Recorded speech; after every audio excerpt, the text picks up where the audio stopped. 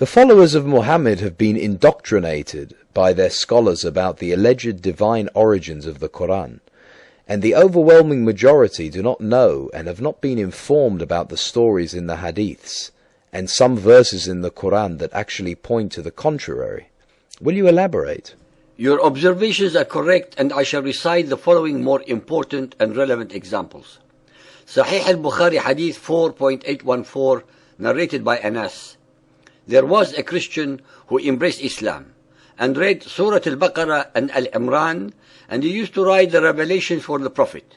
Later on, he returned to Christianity again, and he used to say, Muhammad knows nothing but what I have written for him. Ladies and gentlemen, this story relates to the fact that one of Muhammad's scribes used to modify his revelations so that they rhymed better with the full knowledge of Muhammad. This made the scribe realize that they could not possibly have been divinely revealed if a mere mortal like him was allowed and able to alter them. So he left Muhammad and his Islam and reverted back to Christianity. The following is a shortened version of a hadith regarding Muhammad's first alleged violent encounter with the angel Gabriel. Sahih al-Bukhari Hadith 1.3, narrated by Aisha. Thereupon he caught me for the third time and pressed me, and then released me and said, اقرأ باسم ربك الذي خلق الإنسان من علق. Read in the name of your Lord, who has created man from a clot. Then Allah's apostle returned with the inspiration and with his heart beating severely. Then he went to Khadija bint Khuwaylid and said, Cover me, cover me. They covered him till his fear was over, and after that he told her everything that had happened and said, I fear that something may happen to me. Khadija replied, Never, by Allah, Allah will never disgrace you. Khadija then accompanied him to her cousin, Waraqa bin Nawfal bin Sa'd bin Abdul Uzza, who during the pre-Islamic period became a Christian and used to write with Hebrew letters. He would write from the Gospel in Hebrew as much as Allah wished him to write.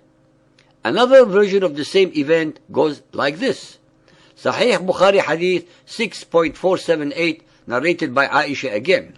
Khadija then took him to Waraqa bin Nawfal, the son of Khadija's paternal uncle. Waraqa had been converted to Christianity in the pre-Islamic period and used to write in Arabic and write of the Gospel in Arabic as much as Allah wished him to write. The listener should be made aware of the transition in the two hadiths, from writing in Hebrew to writing in Arabic.